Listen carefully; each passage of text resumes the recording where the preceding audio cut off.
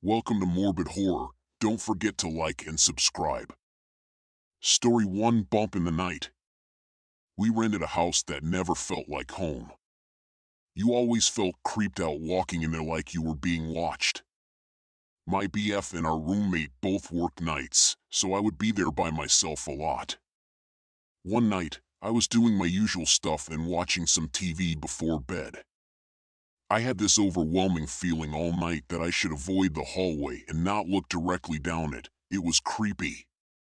The feeling of being watched and terrified lasted about 2 hours before I decided to suck it up and make my way to my room. I left the hallway lights on and went to bed.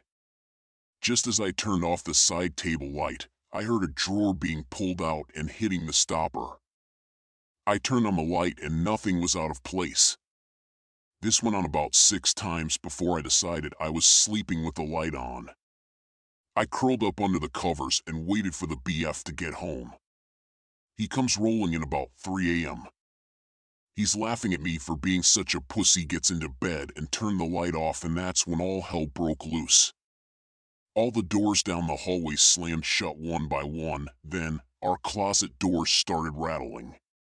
The sound coming from inside could only be described as total destruction. It sounded like the shelves, the pole, and everything in there were being tossed around.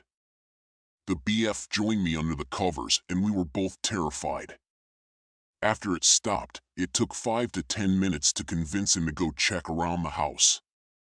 Nothing was out of place, and our roommate had drove 3 hours back home that night to be with his family, so we knew it wasn't him. We slept with the light on the rest of the night and moved out soon after. I still can't drive by that house without being creeped out. Story 2: Claws. I preface this by saying that I am not religious and I do not believe in the paranormal. That said, it was the month of November and I was visiting Edinburgh, Scotland. It was cold and I was layered in a long-sleeved shirt, sweatshirt, and winter jacket. In the evening, my friends and I decided to go on one of the haunted walking tours that takes you through the vaults beneath the city.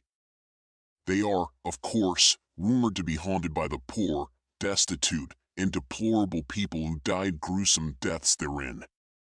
One underground vault is said to house a particularly demonic spirit. Then, nails dug deeply into the flesh of my back and dragged down my body from my shoulders to my waist.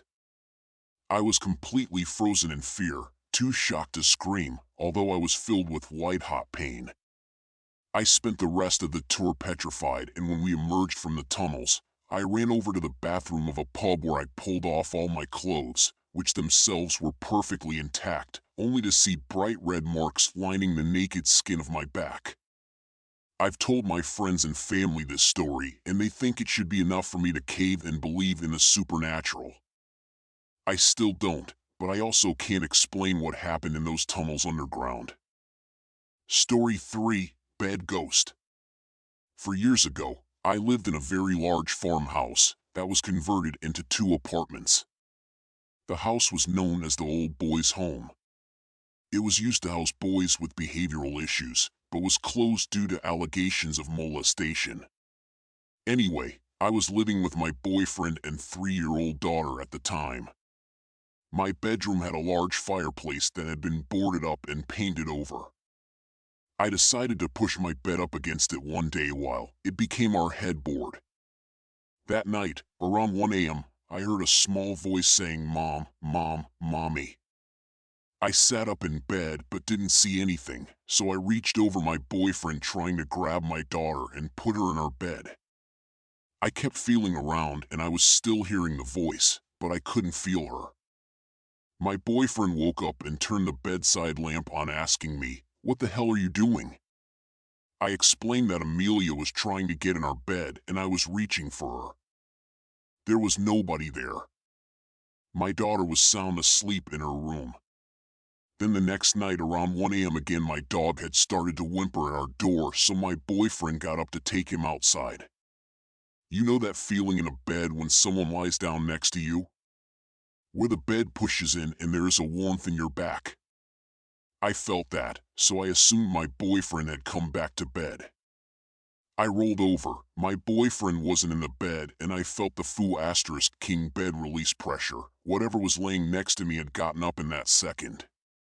I moved my bed the next day to the other side of the room, and I never had another incident in the 2 years I remained in that house. Story 4, Flamingo. I was staying in the Flamingo Hotel in Las Vegas, oldest property on the Strip with a sordid mob history. In the middle of the night, I woke and saw a dark figure moving around the foot of my bed and coming up the gap between the twin beds.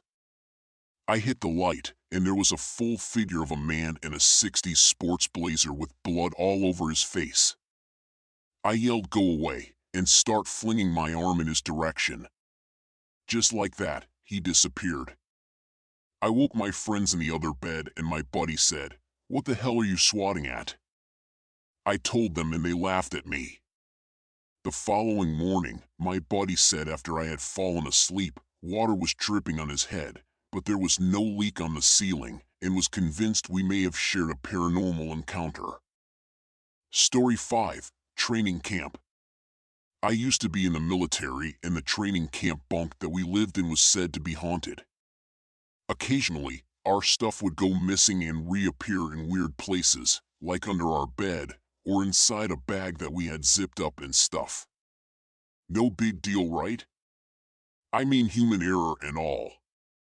Then came the instance that freaked everyone out. It was one night after lights out, and my friend was on his phone texting his girlfriend.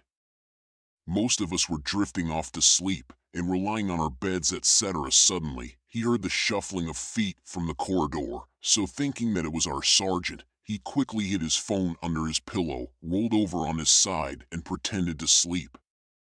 Till this day, what happens next chills me to the bone. While he pretended to sleep, he heard someone right behind him, at the other side of his bed, going, "Don't worry, you can continue to pretend sleep." I would dismiss this as a figment of his imagination, except about 5 other people around him heard it as well, including me. Creepier still, there was no one there, and it was the voice of a little girl that said it. For reference, our training camp was in the middle of an island, and was set up away from the main admin blocks.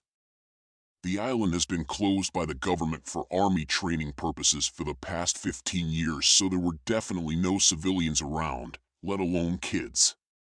To make matters freakier, when we came back from our weekend home leave, there was a bunch of female hair on his bed, neatly bundled up, long and jet black. Under his pillow was a note, "Remember me?" Now, as I said, we were in the middle of a forest, in the middle of an island. And at that point in time, there were no female recruits/personnel on the island. Our bunks were locked up for the weekend, and the duty sergeant had no idea that the incident happened. We never spoke about it after that night. Thanks for watching. If you enjoy this type of content, then hit the like and subscribe for more morbid horror.